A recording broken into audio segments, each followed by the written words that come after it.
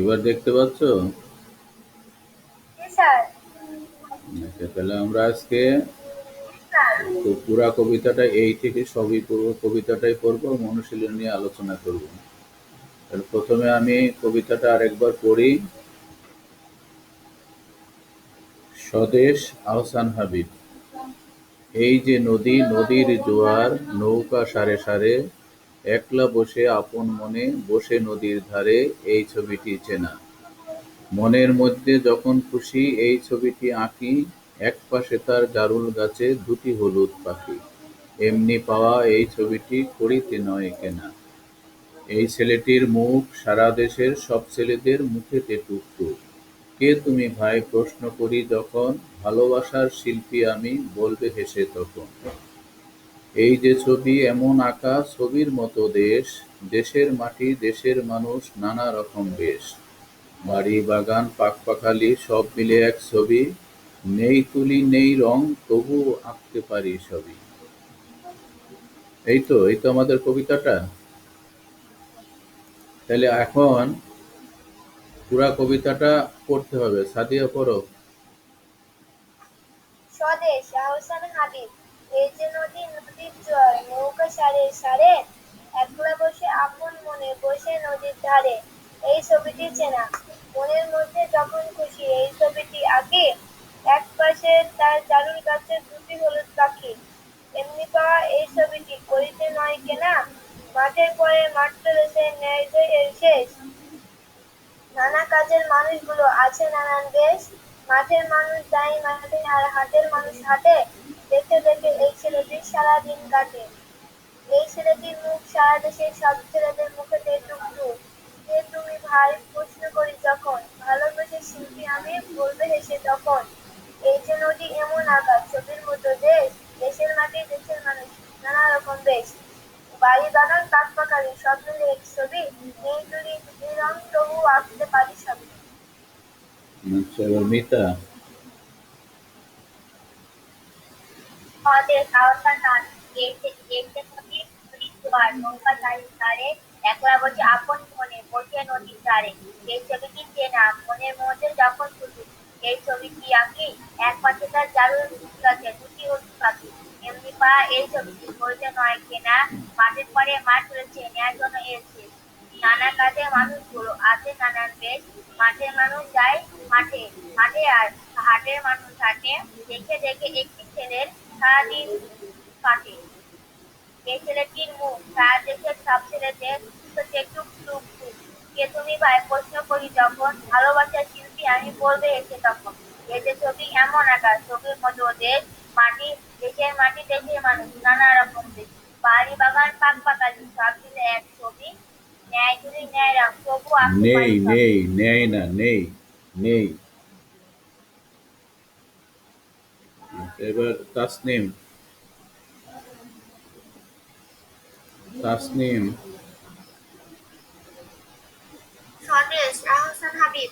এই যে নদী, নদীর জল, নৌকা সারে সারে, একলা বসে আপন মনে, বসে নদীর ধারে, এই ছবিটি চেনা।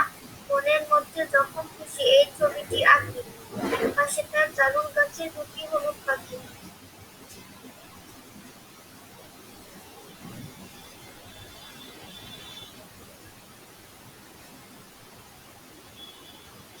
এমনি পাওয়া এই ছবিটি মানুষ যায় মাঠে, আর হাটে মানুষ হাটে। দেখে দেখে এক ছেলে সারাটি দিন কাটে। এই ছেলেটির মুখ সারা দেশে সব ছেলেদের মুখে দেখে ফুল। কে তুমি ভাই প্রশ্ন করি তখন, ভালোবাসার শিল্পী আমি, বলবে এসে তখন। এই যে ছবি এমন আঁকা, ছবির মতো দেশ, দেশের মাটি দেশের মানুষ নানা রকম দেশ।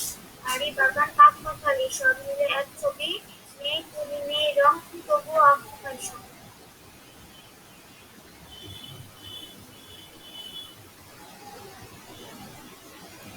উম্মে সাউদা। চলে আহসান হাবীব। এই যে নদী, নদীর জোয়ার, নৌকা ধারে ধারে, একলা বসে একলা বসে আপন মনে, বসে নদীর ধারে, এই ছবিটি চেনা। মনের মধ্যে যখন খুশি এই ছবিটি আঁকি, এক পাশে তার জারুল গাছে দুটি হলুদ পাখি। এমনি পাওয়া এই ছবিটি পুড়িয়ে নয় চেনা। মাঠের পরে মাঠ চলেছে, নেই মাঠের মানুষগুলো আসবে নানা দিয়ে, মাঠের মানুষ যায় মাঠে আর হাটের মানুষ হাটে। দেখতে দেখতে একটি ছেলে সারাটি দিন কাটে, এই ছেলেটির মুখ সারাটি সব ছেলে হাতে তুমি ভাই প্রশ্ন করি তখন ভালোবাসায় স্মৃতি আমি বলতে এসে তখন এই দৃশ্যটি এমন আঁকা ছবিতে মতো যে দেশের মাটি দেশের মানুষ নানা রকম বাড়ি বাড়ি বাগান পাঁচটা গাড়ি সব মিশে গেছে তুমি নেই তুলি নেই রং তবু আঁকতে পারি সব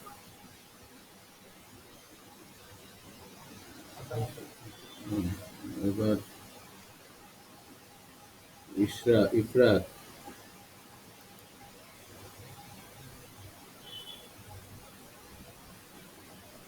ইফরাত। স্বদেশ আহসান হাবিব এই যে নদী নদীর জোয়ার নৌকা সাড়ে সাড়ে একলা বসে আপন মনে বসে নদীর ধারে এই ছবিটি সিনা ছায়ার মধ্যে যখন সেই ছবিটি আঁকি এক পাশে তার জারুল গাছের দুটি হলুদ পাখি এমনি পাওয়া এই ছবিটি গড়িতে নয় কেনা মাঠের পরে মাঠ চলেছে নেই যেন শেষ নানা কাজের মানুষগুলো আছে নানান দেশ মাঠের মানুষ যায় মাঠে আর হাটের মানুষ হাটে দেখে দেখে একটি ছেলে সারাটি দিন কাটে এই ছেলেটির মুখ সারা দেশে সব ছেলেদের মুখে যে টুকটুক কে তুমি ভাই প্রশ্ন করি তখন ভালোবাসার সূত্র আমি বলবে সে তখন এই যে ছবি এমন আঁকা ছবির মধ্যে দেশ দেশের মাটি দেশের মানুষ নানা রকম দেশ বাড়ি বাগান পাখ পাখালি সব মিলে এক ছবি নেই তুলি নেই রং তবু আঁকতে পারি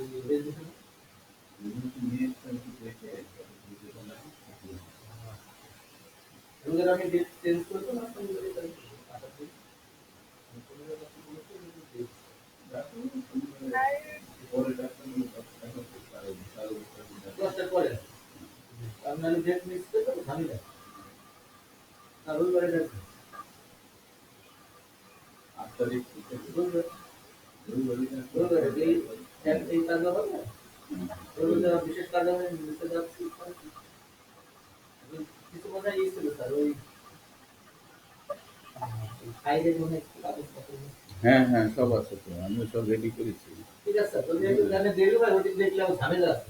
হ্যাঁ হ্যাঁ,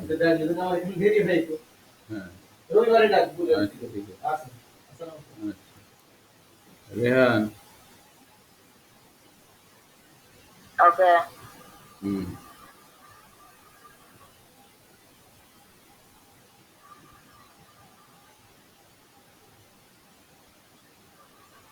শুরু করো তাড়াতাড়ি। স্বদেশ আহসান হাবিব এই যে নদী নদীর জোয়ার নৌকা সাড়ে সাড়ে একলা বসে আপন মনে বসে নদীর ধারে এই ছবিটি চেনা মনের মধ্যে যখন খুশি এই ছবিটি আঁকি এক পাশে তার জারুল গাছের দুটি হলুদ পাখি এমনই পাওয়া এই ছবিটি বলিতে নয় কেনা মাঠের পরে মাঠ চলেছে নেই যেন এর শেষ নানা কাজের মানুষগুলো আছে নানান দেশ মাঠের মানুষ যায় মাঠে আর হাটের মানুষ হাটে দেখে দেখে একটি ছেলে সারাটি দিন কাটে এই ছেলেটির মুখ সারা দেশে সব ছেলেদের মুখে যে টুকটুক কে তুমি ভাই প্রশ্ন করি ভালোবাসার শিল্পী আমি বলবে এসে তখন এই ছবি এমন আঁকা ছবির মতো দেশ দেশের মাটি দেশের মানুষ নানা রকম দেশ বাড়ি বাগান পাখ পাখালি সব মিলে এক ছবি নেই তুলি নেই রং তবু আঁকতে পারি সবই রাইম।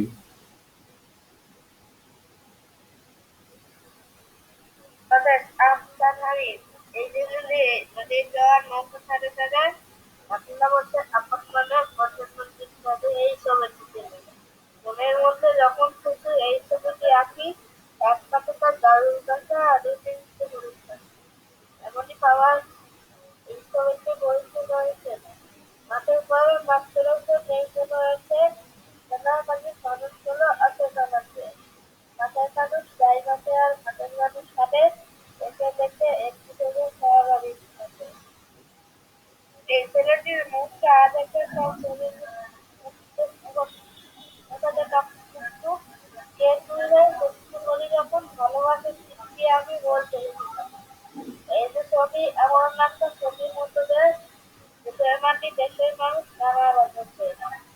গেলাম পাঠ্যক্রমে ততগুলো এক ছবি এইগুলি দেখলাম তবুও আঁকতে পারি ছবি।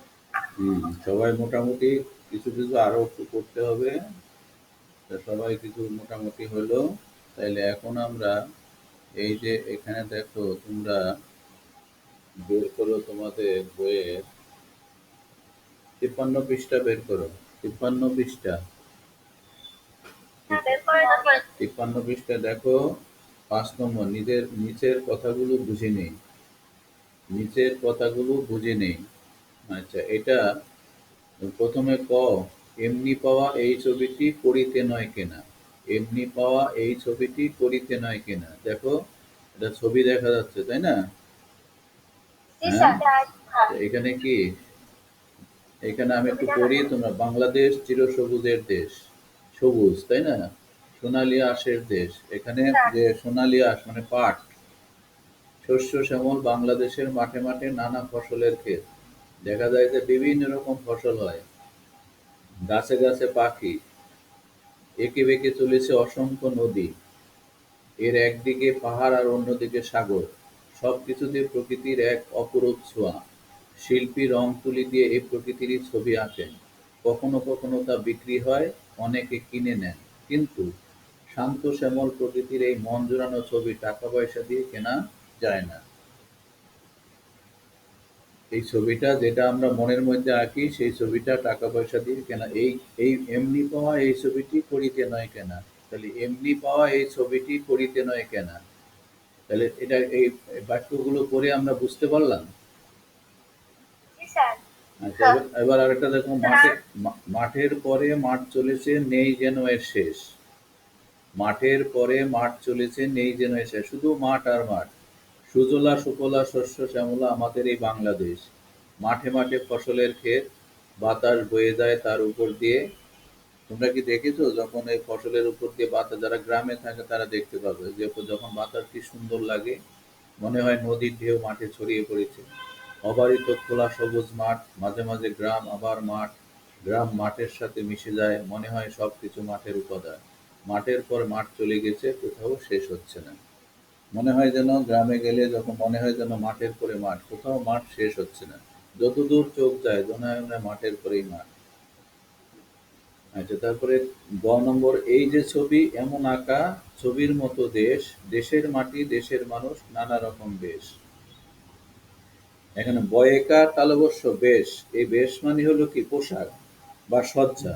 কিন্তু আমরা যদি বলি সে বেশ ভালো আছে, তাহলে এখানে কি পোশাক হবে? জি স্যার। জি স্যার। সে বেশ মানে খুব ভালো আছে, তাই না? বেশ মানে খুব। আচ্ছা, নদী হ্যাঁ স্যার। নালা পাহাড় সমুদ্র সব মিলে এদের ছবির মতো। এদেশের প্রতিটি ঋতু বৈচিত্র্যময়, বিভিন্ন ধরনের মানুষের দেশ এটা। প্রকৃতির মাঝে মাঝে রং বদলায়, যেমন ছবিতে নানান রং ব্যবহার করা হয়। এদেশের মানুষ যেন নানা রকমের বেশভূষা পরে, সব মিলিয়ে সুন্দর এদেশ। তার মানে এই যে তিনটা কথাগুলো বুঝানো হলো, তাহলে এই কথাগুলো কি বুঝিয়ে তোমরা এখন বলতে পারবে? জি স্যার। এই কথাগুলো বুঝতে পেরেছো কথাগুলো? জি স্যার। এই যে এখানে বলছে এই যে ছবি এমন আঁকা, ছবির মতো দেশ, দেশের মাটি দেশের মানুষ নানা রকম বেশ। ছবি আমরা আঁকি, কিন্তু সেই ছবি দেখো, ছবিতে যেমন বিভিন্ন রং থাকে, নানান রং থাকে, তেমনি বাংলাদেশের মানুষও বিভিন্ন রকম পোশাকে থাকে, বিভিন্ন রং বেরঙের পোশাক পরে থাকে। এই জন্যই বলছে এদেশের মানুষজন বিভিন্ন রঙের নানান রকমের বেশভূষা করেন, সব মিলিয়ে এই দেশটা খুবই সুন্দর। তাহলে আমরা এই স্বদেশ কবিতায় কবি কি বলতে চেয়েছে? কবি বলতে চেয়েছে বাংলাদেশ একটা নদীমাতৃক দেশ। এদেশের সব জায়গায় নদী, মাঠ আর গ্রামের পরে গ্রাম, মাঠের পরে মাঠ। বাংলাদেশের প্রকৃতি যে যেমন সুন্দর, বাংলাদেশের সেই প্রকৃতি সুন্দর প্রকৃতি তুলে ধরা হয়েছে, আর মানুষের জীবনযাত্রার ছবি তুলে ধরা হয়েছে। তো একটা ছেলে কি করেছে, তার মনের মধ্যে এই ছবি এঁকে রেখেছে। ঠিক আছে? তাহলে আমরা কি এই বাক্যগুলো বুঝতে পারলাম? জি স্যার। আচ্ছা, তাহলে তোমরা একটু পড়ে নিবে বাক্যগুলো। এবার আমরা এই 55 পৃষ্ঠায় যাও, 8 নম্বর, 55 পৃষ্ঠার 8 নম্বর। বের করেছি। 55 পৃষ্ঠার 8 নম্বর কি বলছে? ডান দিক থেকে কবিতায় ব্যবহৃত ঠিক কথাটি নিয়ে খালি জায়গায় বসাই। ডান দিক থেকে ঠিক কবিতায় ব্যবহৃত ঠিক যে কবিতায় যে কথাটা ব্যবহার হয়েছে সেই কথাটা বসাইতে হবে। তাহলে তোমরা আহ, এই 8 নম্বর এখানে দেখা যাচ্ছে, স্ক্রিনে দেখা যাচ্ছে। জি স্যার। জি স্যার। তাহলে তোমরা এই বই বন্ধ করে এই 8 নম্বরে এটা তোমরা খাতায় লিখো। এই যে একলা বসে আপন মনে, এই বসেটা হবে না, ডবল বসে হয়ে গেছে, তাই না? একলা মনে একলা একলা বসে আপন মনে, আপন মনে বসে, একলা বসে আপন মনে বসে, এটা কি কবিতার লাইন আছে? হ্যাঁ, ওই বসে। এবার কোনটা হবে এইখানে এসে বসাবে, পুরা বাক্যটাই লিখবে। ঠিক আছে? জি স্যার। পুরা বাক্যটাই লিখবে এবং এই শূন্যস্থানে দাগ দিয়ে নিচে যেটা হবে, এখান থেকে যেটা হবে সেটা এখানে এনে বসাবে, মানে বসিয়ে লিখবে। আচ্ছা, শুরু করো। শুরু করেছো না? জি স্যার। ওকে, কাজ করো। স্যার।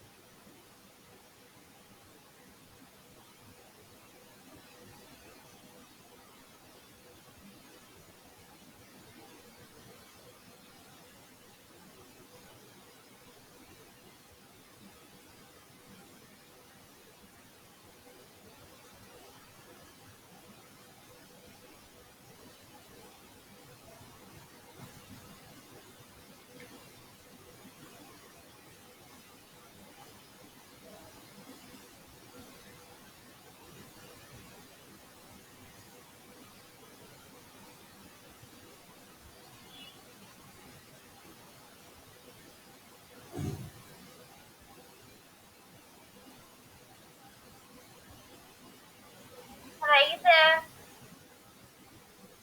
স্যার হয়ে গেছে। হয়ে গেছে। আচ্ছা, হোক, আজকে সবার হোক, আস্তে আস্তে এ করো, 1 মিনিট পরে।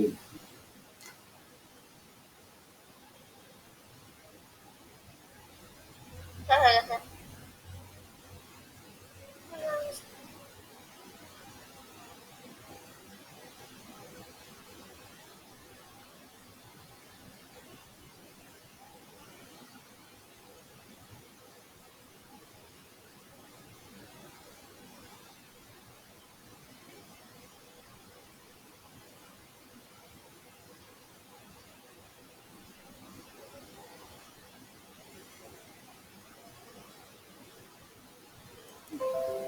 তাহলে সবার হয়েছে নিশ্চয়।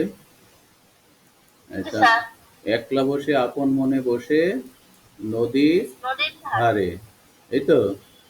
এমনি স্যার। পাওয়া এই জি স্যার। ছবিটি করিতে নয় পড়িতে নয়। কেনা, এক পাশে তার জারুল গাছে দুটি হলুদ পাখি, এই তো। জি স্যার। তাহলে সবারই তো হওয়ার কথা, সবারই হওয়ার কথা। তা সবাই পেরেছো নিশ্চয়ই। তাহলে এখন আমরা এই যে 9 নম্বর কর্ম অনুশীলন, নিচের নির্দেশনা অনুযায়ী আমাদের দেশ সম্পর্কে একটি রচনা লিখি। নিচের নির্দেশনা অনুযায়ী আমাদের দেশ সম্পর্কে একটি রচনা লিখি। আচ্ছা, তাহলে আমরা প্রথমে বলা হচ্ছে আমাদের দেশের নাম।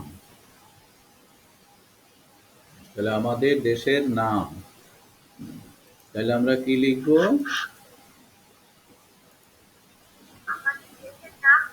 আমাদের দেশের নাম বাংলাদেশ। আমরা আগে প্রথমে এটা ওই প্রশ্নগুলা নিয়ে আলোচনা করি, তারপরে এই রচনাটা কিভাবে লিখবো তার সাথে কিছু বাড়তি কথাও লিখতে হবে। তাহলে প্রথমে আমাদের দেশের নাম হলো, আমাদের দেশের নাম বাংলাদেশ। এবার বলা হচ্ছে, তাহলে সবাই আমাদের দেশের নাম বাংলাদেশ, এটা তো ঠিক আছে। জি এবার স্যার। বলা আছে দেশের সীমারেখা ও আয়তন। দেশের সীমারেখা ও আয়তন কে বলতে পারবে? সীমারেখা আর আয়তন বলতে হবে। 1,47,570 বর্গ কিলোমিটার। এইভাবে বললে তো হবে না, একটু গুছিয়ে বলতে হবে। বাংলাদেশে বা এদেশের আয়তন 1,47,570 বর্গ কিলোমিটার। আর সীমারেখা,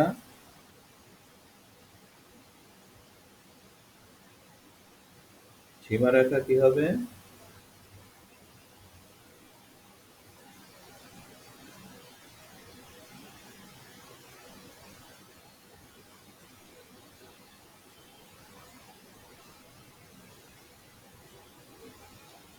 বাংলাদেশের, আমরা যদি মনে করি বাংলাদেশের তিন দিকেই ভারত আর একদিকে বঙ্গোপসাগর, তাই না?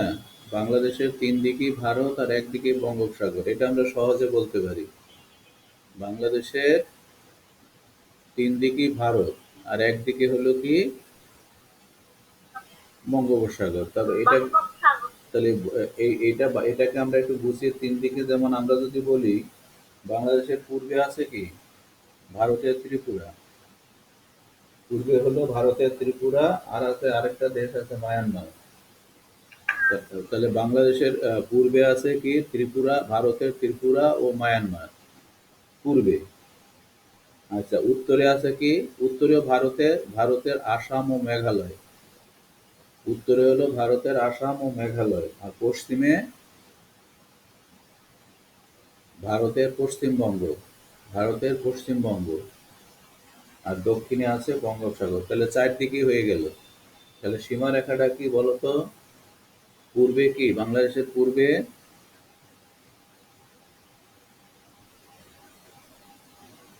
শুনতে পাচ্ছ আমার কথা?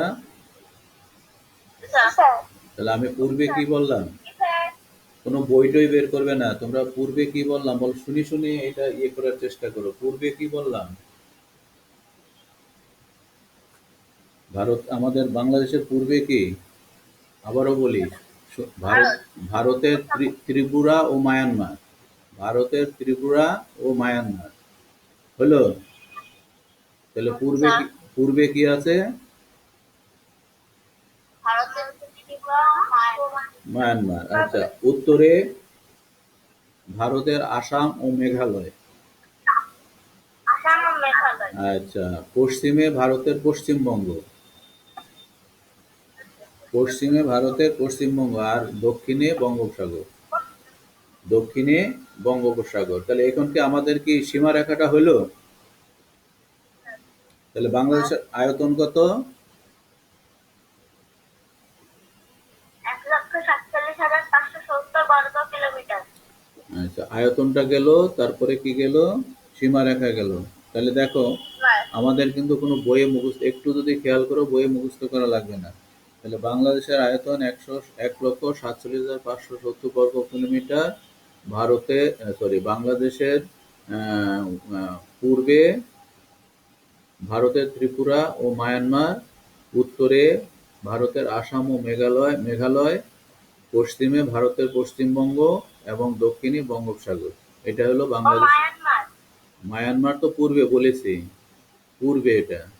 আর দক্ষিণে হলো বঙ্গোপসাগর। ঠিক আছে? এ হলো আমাদের বাংলাদেশের সীমারেখা। তাহলে এরপরে আছে কি? এরপরে আছে কি? রাজধানী। রাজধানী কোথায়? বাংলাদেশের রাজধানী ঢাকা হয়ে গেল। এরপর বিভাগীয়, বিভাগীয় শহর কয়টা?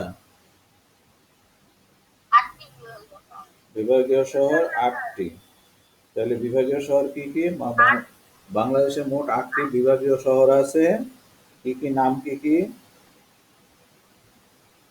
ঢাকা, রাজশাহী, ঢাকা, রাজশাহী, আগে আমরা বলি খুলনা, চট্টগ্রাম, সিলেট, বরিশাল, রংপুর ও ময়মনসিংহ এই ৮টা বিভাগীয় শহরের নাম সবাই বলতে পারবে? জি স্যার। আচ্ছা, তাহলে আমরা একটু পরে আমাদের এটা লিখতে হবে, এখনই লিখতে হবে, আমরা একটু বলে নিই তারপর লিখবে। আচ্ছা, এবার বিভাগীয় শহর গেল, এবার বাংলাদেশের প্রধান প্রধান নদ নদী। প্রধান প্রধান নদ নদী হ্যাঁ কি স্যার আছে? বলেন। বাংলাদেশের প্রধান প্রধান নদ নদী কি আছে? পদ্মা, মেঘনা, তাহলে বাংলাদেশ মেঘনা, যমুনা, ছোট বড় মিলিয়ে জি এদেশে প্রায় স্যার। ছোট বড় মিলিয়ে এদেশে প্রায় ৭০০ নদ নদী আছে। ৭০০। তার মধ্যে পদ্মা, মেঘনা, যমুনা, সুরমা, ব্রহ্মপুত্র এদেশের প্রধান প্রধান নদ নদী। তাহলে যদি প্রধান প্রধান নদ নদী বলি তাহলে কি কি আছে? পদ্মা, মেঘনা, মেঘনা, যমুনা, তারপরে ব্রহ্মপুত্রটা বড়, সুরমা ও ব্রহ্মপুত্র। আরো আছে ছোট ছোট নদী আছে, কপোতাক্ষ আছে, ভৈরব আছে, তাই না? বুড়িগঙ্গা আছে, ঢাকা বুড়িগঙ্গা, শীতলক্ষ্যা আছে, এরকম আরো নদী আছে। আচ্ছা, ঠিক আছে। এরপরে বলা হচ্ছে জনসংখ্যা ও ভাষা। বাংলাদেশের জনসংখ্যা কত? প্রায় 16 কোটি। বাংলাদেশের জনসংখ্যা প্রায় 16 কোটি। প্রায় 16 কোটি। এখন বলে যে বাংলাদেশের মোট জনসংখ্যা প্রায় 17 কোটির মতো। হুম, প্রায় 17 কোটির মতো বাংলাদেশের জনসংখ্যা বলা হয় এখন। আচ্ছা, এটা নিয়ে প্রায় বললে মোটামুটি হয়ে যায়, প্রায় 17 কোটির মতো বললেই হবে। আচ্ছা, তারপরে হচ্ছে কি ভাষা, ভাষা কি? বাংলা ভাষা। বাংলা ভাষা। বাংলা ভাষা। বাংলা। আচ্ছা, তাহলে আমাদের বলতে হবে আমাদের ভাষা বাংলা, এছাড়া এদেশের বিভিন্ন ক্ষুদ্র নৃগোষ্ঠীর নিজস্ব ভাষা আছে। এছাড়া এদেশের বিভিন্ন ক্ষুদ্র নৃগোষ্ঠীর নিজস্ব ভাষা আছে। আচ্ছা, জাতীয় প্রতীকসমূহ। বাংলাদেশের জাতীয় প্রতীকসমূহ, জাতীয় ফুল কি? শাপলা। জাতীয় ফল? শাপলা। কাঁঠাল। কাঁঠাল। জাতীয় মাছ? কাঁঠাল। ইলিশ। ইলিশ। জাতীয় ইলিশ। জাতীয় পশু? Royal Bengal tiger. জাতীয় পাখি?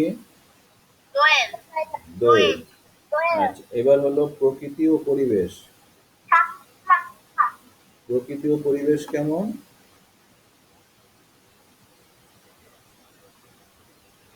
বাংলাদেশ প্রাকৃতিক সৌন্দর্যের এক লীলাভূমি, তাই না? বাংলাদেশ হলো প্রাকৃতিক সৌন্দর্যের এক লীলাভূমি। হ্যাঁ, বাংলাদেশের প্রকৃতি ও মানুষের জীবনযাত্রা খুবই সুন্দর, তাই তো? এখানকার পরিবেশ জি স্যার। নির্মল, এখানকার পরিবেশ খুব নির্মল পরিবেশ, এবং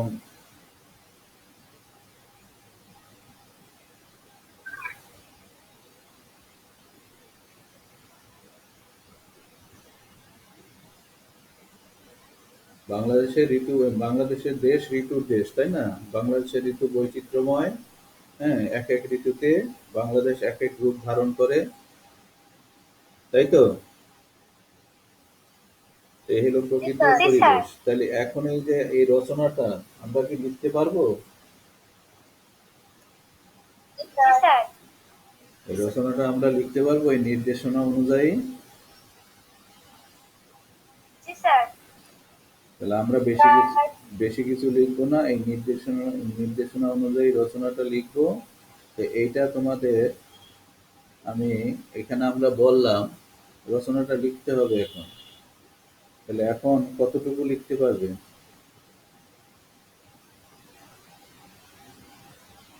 শুধু এই পয়েন্টের উপরে যেটুকু হয় সেইটুকু লিখো, শুরু করো। এই পয়েন্টগুলোর উপরে, এই যে নির্দেশনা আছে নির্দেশনাগুলোর উপরে যেটুকু হয় সেটুকু লিখতে শুরু করো। কথা বুঝতে পেরেছো? না অনেক সময় লাগবে নাকি? তাহলে তোমরা কি এটা বাড়ির থেকে লিখে আনবে?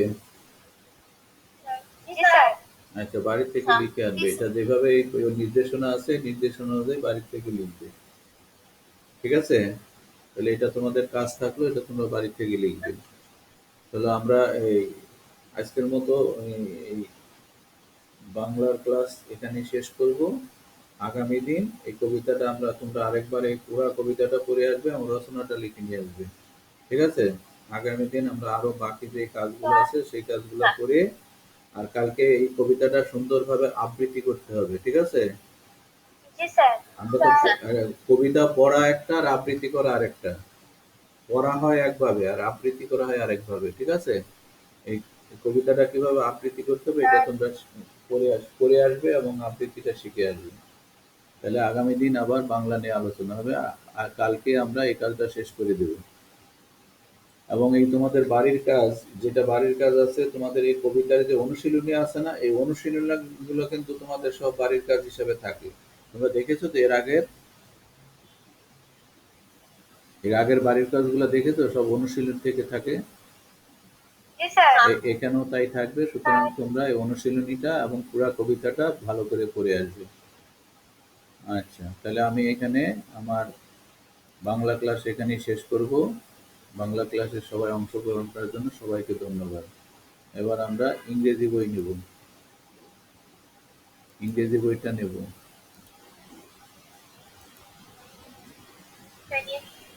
আচ্ছা, তোমাদের গতদিন কি বলেছিলাম যে তোমাদের হোম ডিস্ট্রিক্টের কিছু জিনিসের তালিকা তৈরি করতে পেরেছো তালিকা তৈরি করতে তোমরা? বাংলা বাড়ি কাজ দিবেন না? তুমি শোনোনি এতক্ষণ? তুমি গতকালকে বাড়ির কাজ। তুমি কি শুনেছো যে রচনা দিলাম? জি স্যার। তাইলে রচনা বাড়ির কাজ, আর হলো গিয়ে কবিতাটা পড়ে আসা, পুরা কবিতাটা। ঠিক আছে? জি স্যার। আচ্ছা, এই অনলাইনে একটু শুনতে কষ্ট হয় তোমাদের, তাই না? অনেক সময় শোনা যায় না, অনেক সময় ইয়ে হয়। ঠিক আছে, তোমরা বাড়ির কাজে এবার বুঝেছো তো কি বাড়ির কাজ করতে হবে? জি স্যার। আচ্ছা, ওকে। এবার ইংরেজিতে আমি কি কি বাড়ির কাজ দিয়েছিলাম মনে আছে তোমাদের? স্যার। কি বলেছিলাম? আচ্ছা, তার আগে আমি বলি, আজকে হলো আমাদের ওই মাই হোম ডিস্ট্রিক্টের লেসন 6-7 ডি। আমরা ডি নিয়ে আজকে আলোচনা করব, 6-7 ডি। তার আগে আমি তোমাদের সাথে এই গতদিন যে বাড়ির কাজের আগে আমি আরেকটা কিছু প্রশ্ন আলোচনা করি। What are the important places in Kishoreganj, মনে আছে না তোমাদের? এটা তো তোমরা Kishoreganj, what are the important places in Kishoreganj বলো একজন, শুনি। তাহলে একজন বললেই হবে। Columbia East Ground, Government Rural College, the Pagla Mosque, Isha, Fort of Isha Khan at Jangalbari, Shah Muhammad Mosque at Agarsindo, Shiv Temple of Chandra. আচ্ছা, who are the famous people from Kishoreganj, আরেকজন বলো। Who are the famous people from Kishoreganj?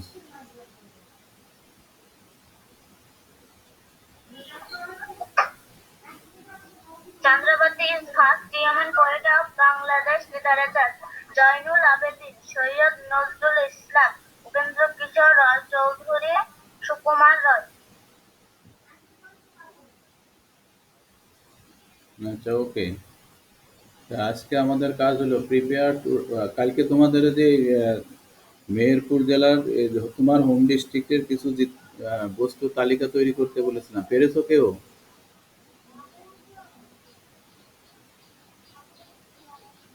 পারোনি, তাই না? আজকে তাহলে D নম্বর দেখি, prepare to right about your home district. Prepare to right about your home district, answer the questions in your exercise বুক। তাহলে এই prepare to right about your home district, তোমার নিজ জেলা সম্পর্কে লিখতে প্রস্তুতি নাও এবং এই তোমার খাতায় এগুলার উত্তর লিখতে হবে। Answer the question in your exercise book. What is the name of your home district? What type of town is it? District, upazila, divisional town? How did your home district get its name? What are the interesting places in your home district? Who are some famous people from your home district? What do you like about your home district? এটা হলো এই কোশ্চেনগুলোর answer তোমাদের করতে হবে। What is the name of your home district? What type of town is it? How did your home district get its name? What are the interesting places in your home district? Who are some famous people from your home district? What do you like about your home district? এটা হলো তোমাদের কাজ। তাহলে কোশ্চেনগুলো বুঝতে পেরেছো? জি sir. আচ্ছা, এখন আমি একটা উদাহরণ হিসেবে দেখাচ্ছি, একটা এক্সাম্পল দেখাচ্ছি একটা জেলার। দেখো, দি name of my home district is Feni. Feni জেলা সম্পর্কে বলছি আমি। দি name of my home district is Feni. তাহলে তোমার হোম ডিস্ট্রিক্ট যেটা হবে তুমি সেটা লিখবে। দি name of my home district is Feni. তোমার জেলার নাম তুমি এখানে লিখবে ফেনীর জায়গায়। আচ্ছা, তারপরে বলা হচ্ছে Feni is a small district located in the south eastern part of Bangladesh. Feni is a small district located in the south eastern part of Bangladesh. বাংলাদেশের দক্ষিণ পূর্ব দিকে ফেনী একটা ছোট জেলা অবস্থিত। তাহলে এখন মেহেরপুর কোথায় অবস্থিত সেটা তোমরা লিখবে। আচ্ছা, there is no information about how it got its name. এখানে বলছে যে there is no information about number 3 কোশ্চেনটা ছিল কি? নাম্বার 3 কোশ্চেনটা ছিল how did your home district get its name, এটার নাম কিভাবে পেয়েছিল। এখানে বলছে আমি যে ফেনী ডিস্ট্রিক্ট সম্পর্কে বলছি, there is no information about how it got its name, এটা কিভাবে তার নাম পেয়েছিল এর কোনো তথ্য নেই। আচ্ছা, এবার বলা হচ্ছে যে what are the interesting places in your home district, তোমার নিজ জেলার প্লেসগুলা কি কি, চিত্তাকর্ষক বা আনন্দদায়ক স্থানগুলা কি কি। তো এখানে বলা হচ্ছে ফেনী সম্পর্কে বলা হচ্ছে the interesting places in my home district are the Mohammad Ali Chowdhury mosque, Chandgazi mosque, Feni government college, Bijoy Singh Dighi, Hatiya island, Muhuri barrage. এগুলা ছিল ফেনীর। The Mohammad Ali Chowdhury mosque, Chandgazi mosque, Feni government college, Bijoy Singh Dighi, Hatiya island, Muhuri bridge. এটা হলো 4 নম্বরের অ্যান্সার। এবার 5 নম্বরের অ্যান্সার বলছে who are some famous people from your district. এখানে বলছে 5 নম্বর the playwright Selim Al Din, মানে নাট্যকার, প্লে রাইট হলো নাট্যকার Selim Al Din, columnist M A Kashem, novelist মানে novelist Zohir Rayyan, and Sir A. F. Rahman, the first Muslim Vice Chancellor of Dhaka University, are some famous people from my home district. এটা ফেনীতে। নাট্যকার Selim Al Din, columnist M A Kashem, novelist মানে উপন্যাসিক জহির রায়ান এবং sir A F Rahman, the first Muslim vice chancellor of Dhaka university. এবার বলছে 6 নম্বর বলছে কি what do you like about your home district. এখানে বলা হচ্ছে I like the people and the interesting places in my home district. এই হলো ফেনী জেলা সম্পর্কে আমি বললাম। এবার তোমাদের নিজের জেলা সম্পর্কে তোমরা কি লিখতে পারবে ওই কোশ্চেন গুলার আনসার অনুযায়ী? পারবে? আচ্ছা, তোমরা শুরু করো, দেখা যাক কতদূর পারো, তারপরে আমি তো আছি। তোমরা শুরু করো, তোমার নিজের হোম ডিস্ট্রিক্ট সম্পর্কে লিখবে, অন্য কোনো ডিস্ট্রিক্ট সম্পর্কে না। স্যার লিখবো? হ্যাঁ, তোমার নিজের হোম ডিস্ট্রিক্ট ওই প্রশ্নগুলোর উত্তর লিখবে আর কি, নিজ হোম ডিস্ট্রিক্ট সম্পর্কে।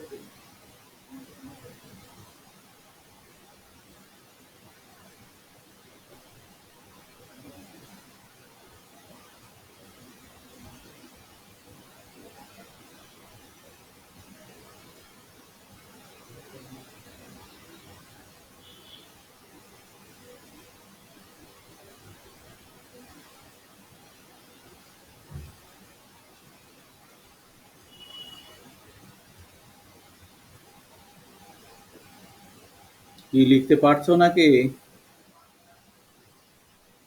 জি স্যার, খুব পারছি।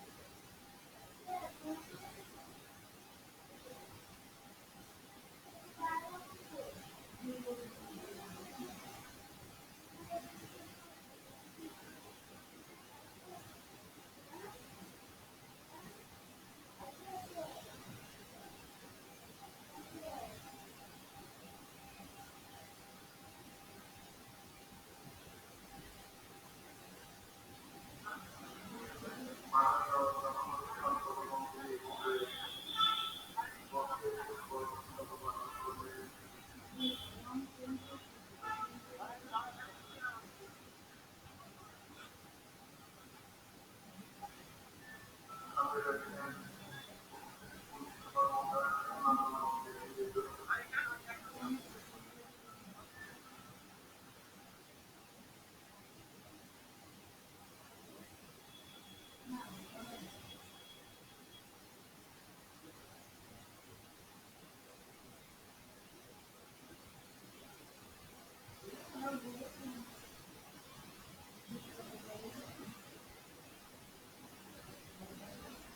কদ্দূর করতে পারলে?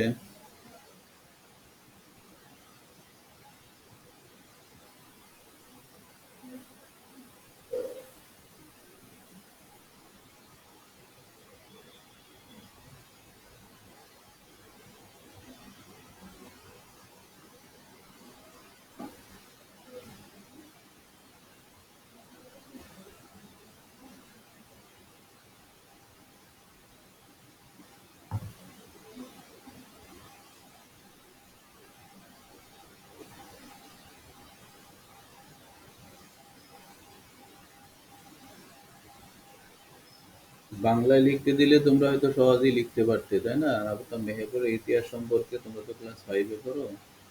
তোমাদের তো মেহেরপুরের ইতিহাস সম্পর্কে তোমরা লিখতে, বাংলায় লিখতে দিলে খুবই পারবে। কিন্তু ইংরেজিতে লিখতে গেলে একটু সমস্যায় আছে, তাই না? তাহলে আমরা, হ্যাঁ, আচ্ছা, ইংরেজিতে লিখতেও দেখো, আমি একটু তোমাদের হেল্প করি। দেখো, এটা একটু মিলিয়ে মিলাও, তোমরা যা হয়েছে হয়েছে একটু মিলিয়ে নাও। আচ্ছা, প্রথমে বলতে, what is the name of your home district? The name of my home district is Meherpur. এটা তো হয়েছে। দি name of my home district is Meherpur. যদি না হয়ে থাকে তোমরা এইভাবে লেখো। হ্যাঁ, এইভাবে লেখো। The name of my home district is Meherpur. তারপর number 2, what type of town is it? আচ্ছা, টাউন বলতে Meherpur is the smallest district, সবচেয়ে ছোট জেলা। Located in the north western part of Bangladesh, বাংলাদেশের মানে উত্তর পশ্চিম দিকে, বাংলাদেশের উত্তর পশ্চিম দিকে অবস্থিত Meherpur. Meherpur is the smallest district located in the north western part of Bangladesh.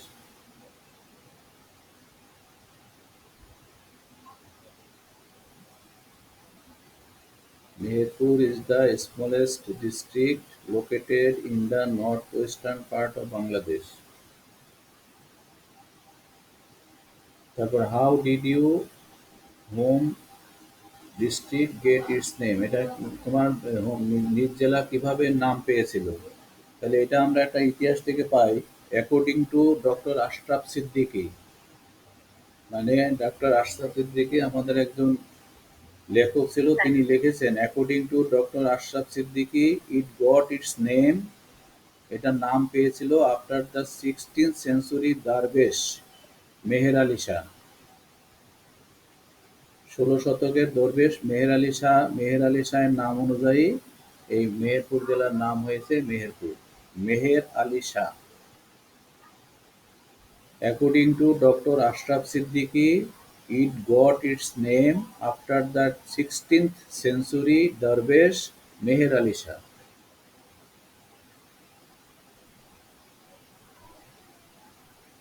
এটা হয়তো তোমাদের নাও জানা থাকতে পারে, কেন তোমরা তো এখনো 5-এ পড়ো, অনেকেই জানে না।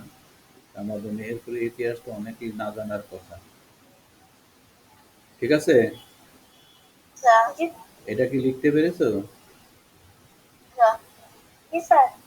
আচ্ছা, তারপরে দেখো বলছে, what are the interesting places in your home district? What are the interesting places in your home district? দেখো, হোম ডিস্ট্রিক্টে কি কি আছে। The interesting places in my home district are the Mujibnagar Smritisoudha, the Mujibnagar Smritisoudha, Mujibnagar monument, Amjhupi Nilkuthi, Ballavpur mission, Atkabar of Karpasdanga, DC eco park, Bhatpara Nilkuthi, Saharbati Nilkuthi. এইটা Gosaidubi mosque এট করমদি, গোসাইডুবি mosque এট করমদি। করমদিতে একটা মসজিদ আছে, তার নাম হলো গোসাইডুবি।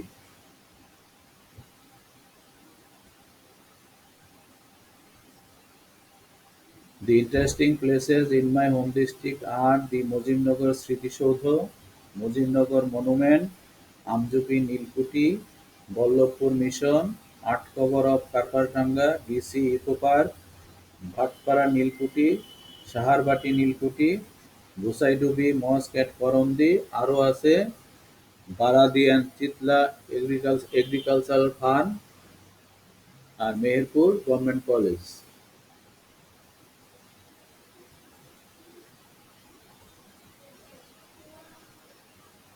এই যে Bhatpara and Chitla agriculture farm, Meherpur government college, আরও কিছু আছে।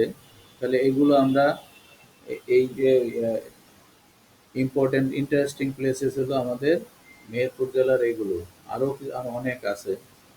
তাহলে এগুলা সম্পর্কে কি তোমরা জানতে?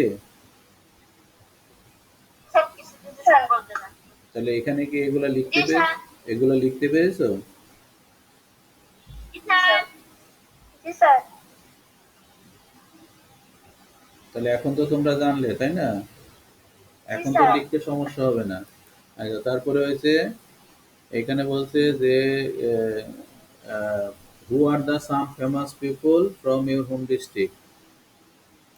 তাহলে মানে ফেমাস পিপল কারা আছে? তাহলে এখানে তো আমরা প্রথমে সিরিজে দারবেশ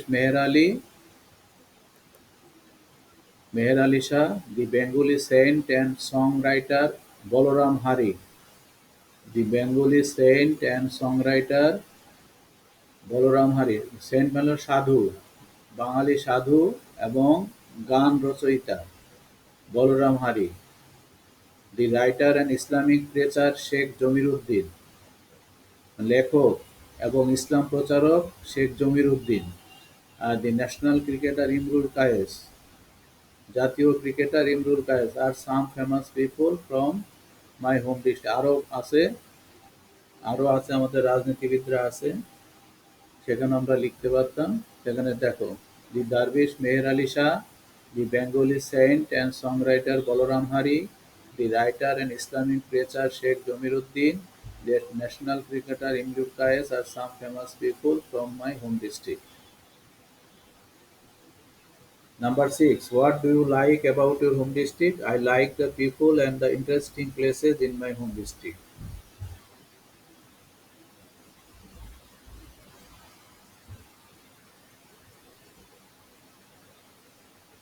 কি হলো?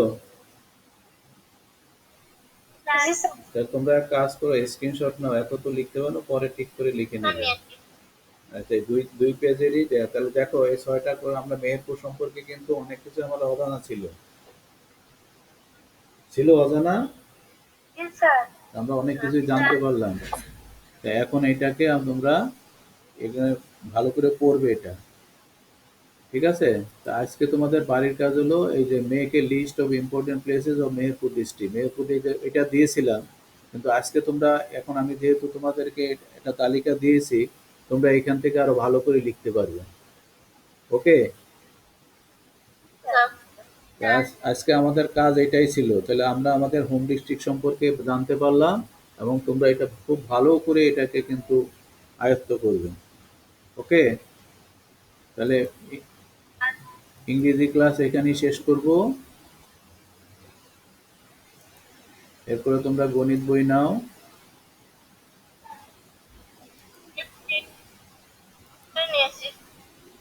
আচ্ছা, আমরা গণিতের কাল কি কি কাজ করেছি নিশ্চয়ই মনে আছে? আমরা কি করেছিলাম কালকে? গণিতের কি কাজ করেছিলাম? ভগ্নাংশকে পূর্ণ সংখ্যা দিয়ে ভাগ। তাহলে আমরা কিছু দেখেছিলাম যে কিভাবে ভাগ করতে হয়। আচ্ছা, আমরা আজকে আবার এই ব্যাপারেই আমাদের আলোচনা আসবে, কিন্তু আমরা আজকে আমাদের আলোচনায় কি আছে আমরা দেখি।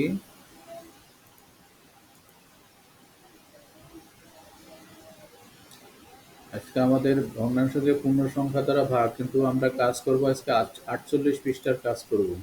48 পৃষ্ঠার 48 পৃষ্ঠার কাজগুলো আমরা করব। আচ্ছা, একটু খেয়াল করুন। গতকাল আমরা যে 5/4 ভাগ 3, বই বন্ধ করো, বই খুলবে না এখন। 5/4 ভাগ 3, সমান আমরা লিখেছিলাম, লবকে লব রেখেছিলাম, আর হরের সাথে পূর্ণ সংখ্যা গুণ করেছিলাম। তাহলে এটা কেন হয়, এটা কেন হয়, কেন এইভাবে কেন হয়, কারণটা চিন্তা করি আমরা। যে এই যে 5/4 ভাগ 3 সমান 4/5 গুণ 3, এটা কেন হয়, এটা আমরা একটু চিন্তা করে দেখব, বের করব আসলে এটা কেন হচ্ছে, এটা হওয়ার কারণ কি। যে আমরা এটা কি আন্দাজেই লিখছি, না এটা হওয়ার নিশ্চয়ই কোনো কারণ আছে। আমরা যদি এই কারণটা চিহ্নিত করতে পারি তাহলে আমরা বুঝতে পারবো যে না আমরা সঠিকভাবে বুঝতে পেরেছি। তাহলে খেয়াল করে দেখো, এখানে খুব ভালো করে খেয়াল করবে, প্রথম ছবিটা দেখো, এই যে প্রথমটা দেখতে পাচ্ছ, না। যেখানে 5/4 লেখা আছে, এখানে কয়টা ভাগ আছে দেখো তো। এই যে 1 2 3 4, চারটা, আর একটা সাদা, তাহলে 5টা ভাগ আছে না। জি স্যার। এই 5টা ভাগের কয় ভাগ নেওয়া হয়েছে, কয় ভাগ রং করা হয়েছে, 4 ভাগ। 4 ভাগ। তাহলে 5/4 ভাগ। তাহলে 5 ভাগের, এখানে প্রথমে আমরা দেখলাম যে এখানে এই এই ছবিটাতে আছে 5/4 ভাগ, ঠিক আছে। এবার আমরা এখানে এই 5/4-কে 3টা ভাগ করব, মানে 3 জনকে ভাগ করে দেব। এই লোক সংখ্যা হলো 3, 3 জনকে ভাগ করে দেবো, একটু খেয়াল করো। তাহলে এই যে 5/4 ভাগ, 5/4 ভাগ, তাহলে এই যে 5 ভাগের এইটুকু তো আমাদের ছিল, এইটুকু ছিল। জি স্যার। তাহলে এখানে দেখো তো, এখানে মোট কয়টা ঘর আছে, মোট ঘর আছে কয়টা, 1 2 3 4 5 6 7 8 9 10 11 12 13 14 15, কয়টা ঘর আছে, 15টা। 15টা ঘর আছে না। এই 15টা ঘরের 15টা ঘর, তাহলে প্রত্যেকটা ঘর কতটুকু হবে, মোট আছে 15টা ঘর, তাহলে প্রত্যেকটা ঘর কতটুকু হবে, 5 5 5। একটু কথাগুলো একটু ভালো করে ধরো। 15টা ঘর সমান হলো, 15টা ঘর হলো 15টা ঘর, তাহলে একটা ঘর সমান কতটুকু হবে, একটা 5 একটা ঘর, 5 একটা ঘর সমান কতটুকু হবে, 5। হলো না। 15টা ঘর আছে, একটা ঘর সমান কতটুকু হবে, একটা ঘর সমান 15টা ঘরের একটা ঘর, একটা ঘর সমান 15/1। কত, 15/1। হ্যাঁ এইবার ঠিক হলো, একটা ঘর সমান হলো 15/1। একটা ঘর, তাহলে এই যে একটা ঘর, এই 15টা ঘরটা আছে, তাহলে একটা ঘর হলো 15/1, একটা ঘর হলো 15/1, একটা ঘর হলো 15/1, ঠিক আছে। তাহলে একটা ঘর কত, একটা ঘর কত, 15/1। 15/1। এই যে 15/1 কে দেখো, এই পাশে দেখো, 15/1 একটা ঘর হলো 15/1, তাহলে এই যে 15/1-কে আমি লিখলাম 5 গুণ 3, লিখতে পারি, লিখতে পারি। এখন বলতে পারো যে 5 গুণ 3 কেন লিখলাম, 5 গুণ 3 কেন লিখলাম, যেহেতু আমরা এই যে এখানে আছে, কয়জন আছে, 3 জন। এই যে আমি মিল করে 15কে মিল করে লিখলাম, এখানে 5/4 এখানে আরে 3 জন আছে বলে এখানে আমি মিল করে লিখলাম, এটা 15/1, একটা ঘর হলো 15/1, তার মানে আমরা বলতে পারি 5 গুণ 3/1। ঠিক আছে। আচ্ছা, এখন কথা হলো এখানে যে একজন, এখানে 3 জনে, তাহলে একজনে পাচ্ছে এটা, আরেকজনে পাচ্ছে এটা, আর এই একজনে তো এই 4 ঘরের বেশি পাচ্ছে না, পাচ্ছে। তাহলে এটা হলো 15/1, এটা কত 15/, তাহলে 2টা ঘর নিলে 15/2, 3টা ঘর নিলে 15/3, 4টা ঘর নিলে 15/4, তাই তো। তাহলে এখানে এই যে 15/, তাহলে 5 গুণ 3, তাহলে 4 ভাগ আসছে না, তাহলে এখানে 1 2 3 4, 15/4 ভাগ আসছে। তাহলে আমরা কি এই যে এই, তাহলে 5/4 ভাগ 3, 5/4 ভাগ 3 কে কি আমরা এইভাবে লিখতে পারি। এই যে দেখো, এখান থেকে কিন্তু ধারণাটা আমাদের আসলো, এখান থেকে আমাদের ধারণাটা আসলো, তাহলে আমরা এইটাকে আমরা 5/4 ভাগ 3-কে আমরা লিখতে পারি 4 ভাগ 5 গুণ 3, 5 গুণ 3 আর উপরে লিখতে পারি 4। তাহলে কিভাবে ধারণাটা আসলো? তাহলে আমাদের এখান থেকে এটা কিভাবে হয় আমরা তো বুঝতে পারলাম। এটা কেন হয়? কেন হয়? কারণ হলো আমরা যে 3টা ভাগ করলাম, এখানে আমাদের ছিল মোট 5 ভাগের 4, তার মানে মোট ঘর ছিল 15টা। তাহলে এই 15টার থেকে আমরা যখন একটা ঘর হচ্ছে, একটা ঘর মানে 15 ভাগের 1 ভাগ, তাহলে একজন পাচ্ছে 15 ভাগের 4 ভাগ। তাহলে 15 ভাগের 4 ভাগকে আমরা এখানে এই 15 ভাগের 1কে আমরা 5 গুণ 3, উপরে 1 লিখতে পারি, লব 1 দিয়ে লিখতে পারি। তাহলে 4 দিয়ে গুণ করলে, 1কে 4 দিয়ে গুণ করলে 4 হবে। ঠিক আছে?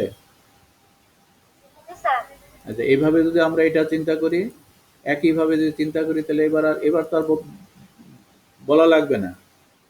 এবার হচ্ছে 2 ভাগ, তাহলে 5 গুণ 2, একটা ঘর হলে 10 ভাগ হয়েছে, 10 ভাগ হলে তাহলে 10 ভাগের 1 ভাগ, একটা ঘর হলে 10 ভাগের 1 ভাগ।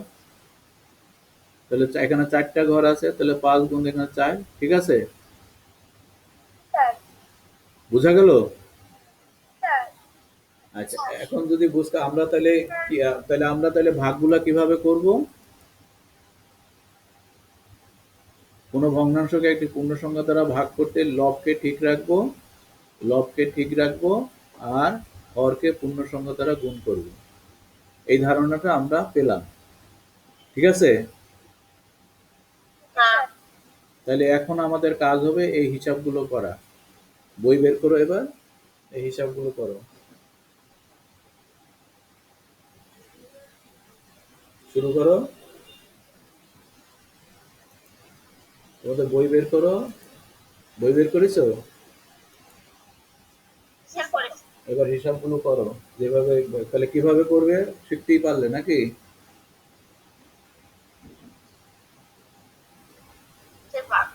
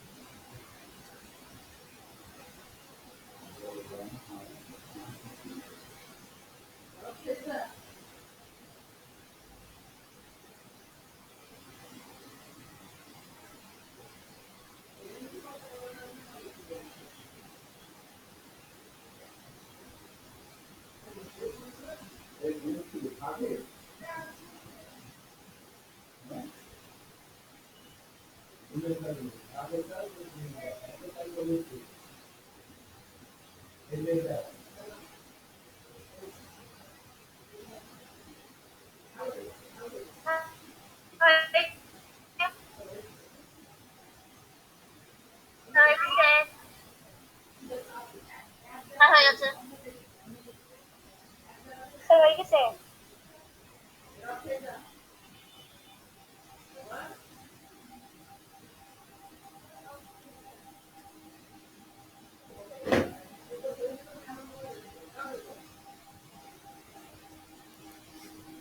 অপেক্ষা করো, সবার হোক। 2 মিনিট অপেক্ষা করো।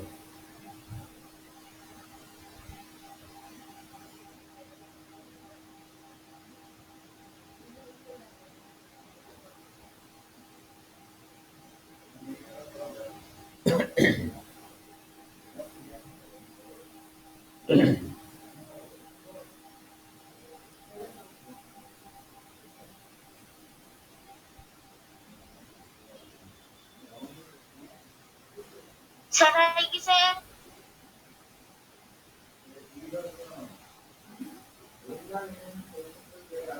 2 মিনিট অপেক্ষা করতে বললাম না?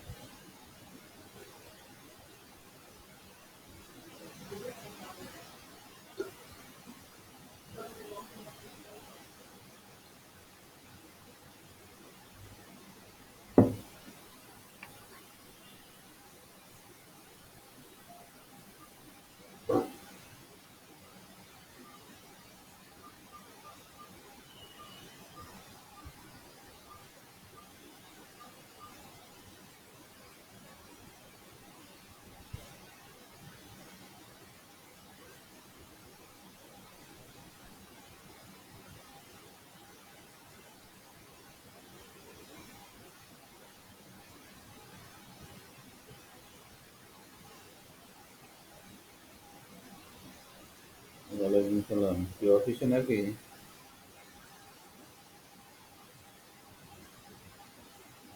আচ্ছা, বাড়িতেই আছি, যাবো। কালকে ফোন দিলাম, পেলামই না, ফোনের কোনো ঢুকলোই না, কারণ কি বুঝলাম না।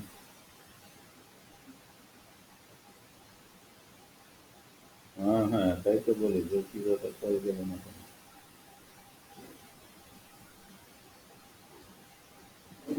আচ্ছা ঠিক আছে।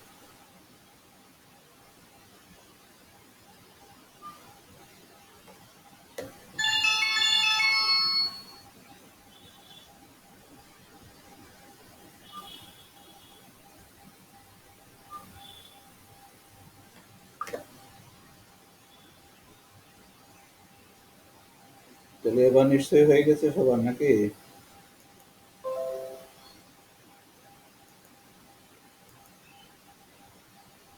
তাহলে আমরা দেখি, একটু মিলিয়ে নেই।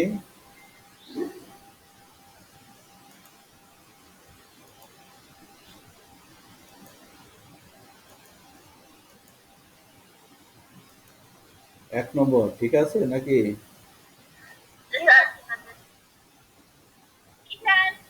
এইভাবেই করেছো তো? আচ্ছা, তারপরে দেখো এটা ঠিক আছে। তারপরে এটা 3 নম্বর, এটা কি 3 নম্বর? 3 নম্বর ঠিক আছে। ভুল থাকলে বলবা, আমি ভুলও রাখতে পারি, ঠিক নেই। আন্দাজে আবার ঠিক আছে ঠিক আছে বলে ফেলো না। চিন্তা করে বলবা, নাম্বার দেখবা, চিন্তা করে বলবা। হুম।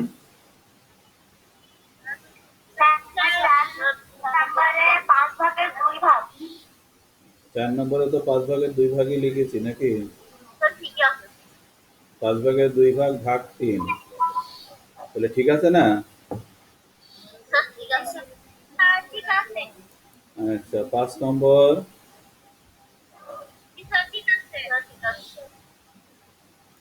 6 নম্বর, ঠিক আছে 7 নম্বর,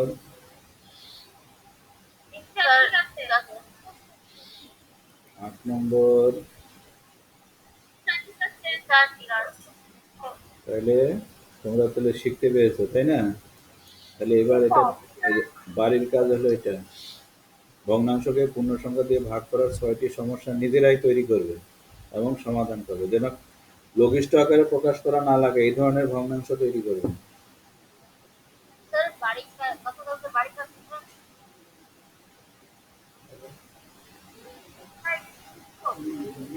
হ্যাঁ হ্যাঁ, লিখো, এটা বাড়ির কাজ, এটা লিখে নাও বা স্ক্রিনশট নাও।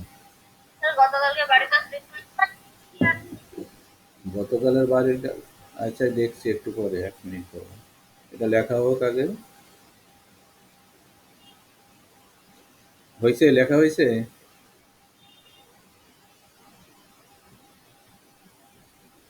ভগ্নাংশকে পূর্ণ সংখ্যা দিয়ে ভাগ করার ৬টি সমস্যা তৈরি করবে এবং সমাধান করবে।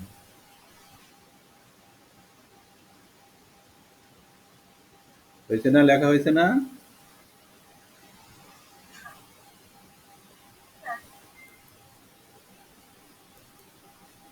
আচ্ছা, ওকে। গতদিনের বাড়ির কাজ দেখাও তো, কি করেছো? ওই একই কাজ, এগুলো তো হবেই। এই তো প্রথমে কি ছিল? হ্যাঁ, ৫ ভাগের ৪, ঠিক আছে। ২৫ ভাগের ৪, ৪৯ ভাগের ৬, তারপরে ২৭ ভাগের ৭, ৩৫ ভাগের ৬, তারপরে আর ২১ ভাগের ৪, ঠিক আছে, উঠাও উঠাও। ৯ ভাগের ২, তারপরে কত? আচ্ছা, ঠিক আছে সব। ৪৫ ভাগের ২, ওকে। তাহলে সবাই কিন্তু কাজ করবে।